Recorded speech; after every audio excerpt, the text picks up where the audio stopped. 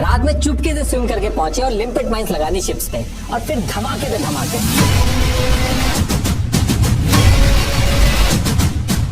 बड़े बड़े फेक सब्जी के ऑर्डर प्लेस किए गए तो पाकिस्तान जाल में फंस गया और रॉ के दोनों एजेंट उसी शिप में छुप के पाकिस्तान पहुंचे। धोखा इसलिए हुआ क्योंकि मुफ्ती बानी के कमांडो डाल दिए ऑपरेशन एक्स में। रेडियो पे 2 गाने बजा के सिग्नल देंगे, उसी टाइम पे ऑपरेशन एक्स स्टार्ट कर देना। इस सीक्रेट सील्ड ऑर्डर में जो पापा और माइक लिखा है, इसका मतलब था वेस्ट बंगाल में छुप के एक सीक्रेट कैंप बनाया और कोड रखा C2P। लेकिन हुआ उल्टा, वेस्टर्न कंट्री ने धोखा देके इंटेल पाकिस्तान को दे दी। INS राजपूत ने उसी जगह पे 2 बैक टू बैक फायर मारे। मैं वापस आऊं ना आऊं, लेकिन INS राजपूत जरूर वापस आएगा। देखिए, ये 1971 का जो टाइम था, इस टाइम पे पाकिस्तान 2 पार्ट में था, वेस्ट पाकिस्तान और ईस्ट पाकिस्तान। और ये जो ईस्ट पाकिस्तान था, यानी कि आज का बांग्लादेश, यहाँ के लोग इनकी वेस्ट पाकिस्तान की लीडरशिप जो इनके साथ लैंग्वेज वगैरह को लेके भेदभाव कर रही थी, उसके खिलाफ ये सड़कों पे आ गए थे और प्रोटेस्ट कर रहे थे। और इन प्रोटेस्ट को रोकने के लिए पाकिस्तान की मिलिट्री ने 25 मार्च 1971 को एक बहुत बड़ा क्रैकडाउन स्टार्ट कर दिया था ईस्ट पाकिस्तान के अंदर।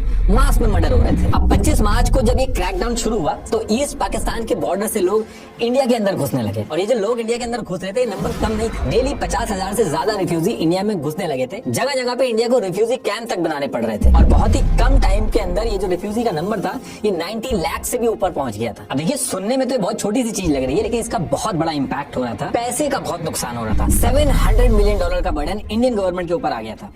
सेंट्रल गवर्नमेंट के बजट का 4% इसी चीज को संभालने में लग जा रहा था। और बॉर्डर ये बहुत लंबा था, तो इसको रोकना भी बहुत मुश्किल था।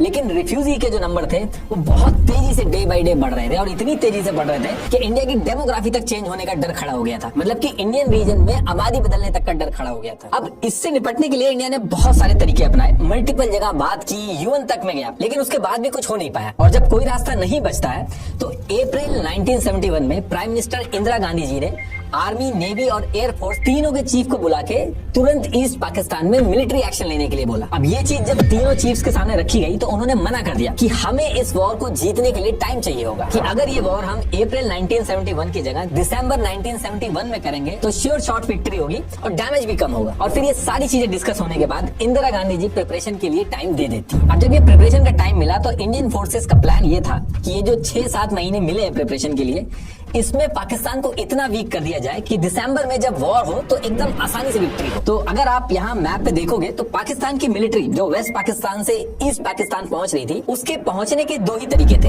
एक एयर रूट था, दूसरा ये सी रूट था। तो 1 अप्रैल 1971 को तो इंडिया ने अपना एयर स्पेस तो ऑलरेडी बंद ही कर दिया था। अब दूसरा रास्ता बचा था sea route. Pakistan military East Pakistan में सारे जो मिलिट्री सप्लाई वगैरह थे वो इसी रूट से भिजवा रही थी। तो उस टाइम के इंडियन नेवी के हेड SM नंदा जी जो थे, वो ये चाहते थे कि कैसे भी करके इस सी रूट को भी बंद कर दिया जाए, ताकि यहाँ से भी अगर हथियार वगैरह नहीं जाएंगे तो पाकिस्तान की मिलिट्री की सप्लाई लाइन वगैरह बंद हो जाएगी, तो ईस्ट पाकिस्तान ऐसे ही चारों तरफ से आइसोलेट हो जाएगा। अब ये प्लान तो अच्छा था, लेकिन इंडिया खुद डायरेक्टली इस चीज को नहीं रोक सकता था, ये एक्ट ऑफ वॉर माना जाता। तो इसके लिए अगले मंथ यानी कि मई 1971 को एक प्लान बनाया जाता है। वेस्ट बंगाल में एक प्लासी नाम से जगह है जहां एक सीक्रेट लोकेशन सेलेक्ट की जाती है और इस लोकेशन का कोड नेम था C2P।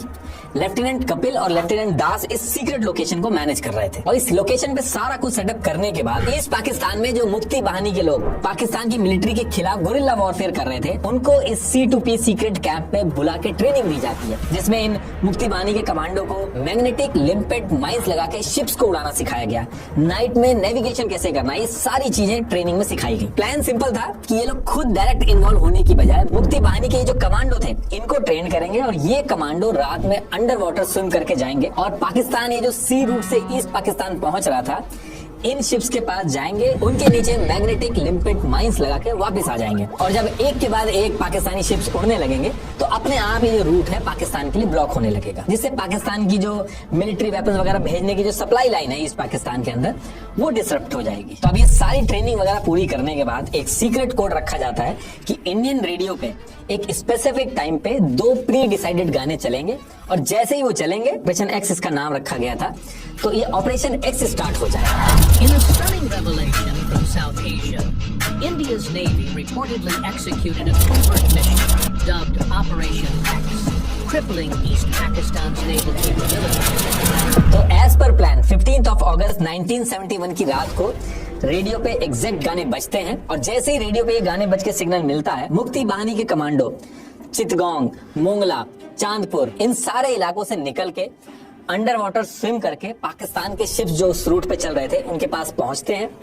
मैग्नेटिक लिम्पिट माइंस लगा देते हैं जो कि एक स्पेसिफिक टाइम पे ट्रिगर होकर ब्लास्ट करना था, जिसको इसका नाम ऑपरेशन एक्स रखा गया था। तो ये ऑपरेशन एक्स स्टार्ट जैसे ही होता है तो एक के बाद एक धमाके होने लगते हैं और 16 अगस्त 1971 को सबसे ज्यादा नुकसान होता है। MV अल अब्बास और MV हार्मोज ये सब उड़ जाते हैं। करीब 19,000 टन आर्म्स और एम्यूनिशन का नुकसान हुआ। ये जो 19,000 टन का जो नंबर है, ये आपको अलग अलग जगह पे चेंज भी मिल सकता है। जो सबसे ज्यादा लिखा गया मैंने वो यूज किया। अब ये जो ऑपरेशन एक्स स्टार्ट हुआ था, जो बैक टू बैक पाकिस्तान की शिप्स पे धमाके हो रहे थे और ये पता भी नहीं चल रहा था कि कैसे हो रहे हैं धमाके। शिप्स के अंदर शिप्स जा रही हैं और धमाके हो जा रहे हैं। तो पाकिस्तान बहुत हैरान हो गया था, उसको समझ में नहीं आ रहा था कि ये हो क्या रहा है। पाकिस्तान की सारी मिलिट्री सप्लाई लाइन जो थी, जो ईस्ट पाकिस्तान में जा रही थी, वो डिसरप्ट होती जा रही थी। 100 से ज्यादा वेसल्स में ब्लास्ट हो चुके थे। हाल ये हो गया था कि पाकिस्तान अपनी शिप्स इस रूट में भेजने में भी डरने लगा था। ये सारी चीज जो मैं बता रहा हूँ, ये कैप्टन MNR समन जो इस ऑपरेशन में इन्वॉल्व थे, उन्होंने भी अपनी बुक में मेंशन कर रखा। अब देखिए, इसके कुछ टाइम बाद ऑपरेशन एक्स की वजह से ये जो ब्लास्ट हो रहे थे पाकिस्तानी शिप्स पे, ये बहुत ही सिस्टमैटिक और प्लान तरीके से हो रहे थे। और जिस प्लान तरीके से ये हो रहे थे अटैक, पाकिस्तान को समझ में आने लगा था कि ये मुक्ति बाहिनी का कोई गुरिल्ला अटैक नहीं है, बल्कि इंडिया बैक्ड कोऑर्डिनेटेड ऑपरेशन है। यूएसए भी पाकिस्तान के साथ था। वो भी नहीं चाहता था कि पाकिस्तान मिलिट्री जो ईस्ट पाकिस्तान में कर रही है उसके बीच में इंडिया आके खड़ा हो जाए। तो जब ये सब हो रहा था तो यूएसए भी अपने एडवांस इंटेलिजेंस सिस्टम से इंडिया की भी एक्टिविटी ट्रैक कर रहा था। 22 दिसंबर 1971 को CIA के ऑफिस ऑफ नेशनल एस्टिमेट्स ने एक सीक्रेट मेमोरेंडम बनाया था। अभी तो ये डॉक्यूमेंट डीक्लासिफाइड हो गया है।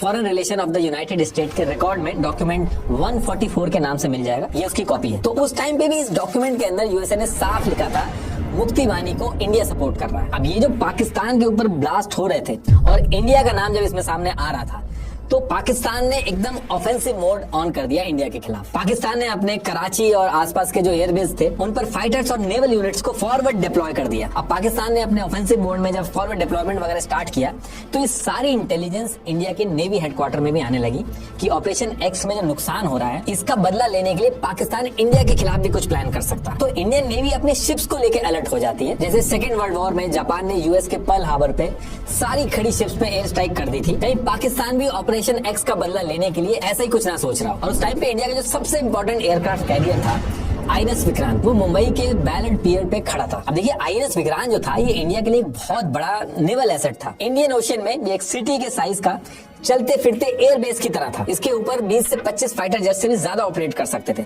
वॉर के अंदर अकेले INS विक्रांत पूरी बाजी पलटने का दम रखता था, इसलिए इसको सेफ रखना बहुत जरूरी था। लेकिन सेम टाइम पे एक दिक्कत और थी इसमें कि INS विक्रांत में कुछ रिपेयर का काम भी बचा था। इसके एयरक्राफ्ट उड़ाने के लिए कैटापल्ट लॉन्चर जो था उसमें दिक्कत थी और इसके A1 बॉयलर के मल्टीपल वाटर ड्रम भी रिपेयर होने थे और उनके स्पेयर पार्ट वगैरह जो थे वो ब्रिटेन से मंगवाने पड़ते थे और 3-4 साल से ज्यादा का टाइम लग जाता।